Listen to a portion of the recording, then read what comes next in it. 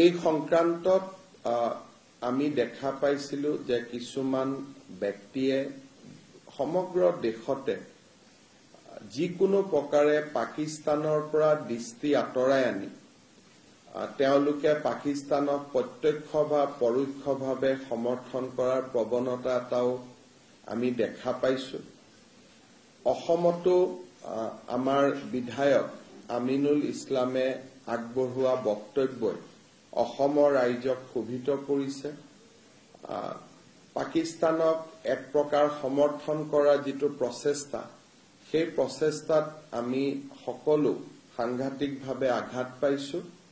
আজি অসম পুলিচে তেখেতক দেশদ্ৰোহিতাৰ গোচৰত গ্ৰেপ্তাৰ কৰিছে আৰু মই আশা কৰো যে অসম পুলিচে তেওঁক আদালতৰ সন্মুখলৈকে লৈ যাব আৰু আদালতে এই ধৰণৰ ঘটনাৰ যথাযোগ্য বিচাৰ কৰিব।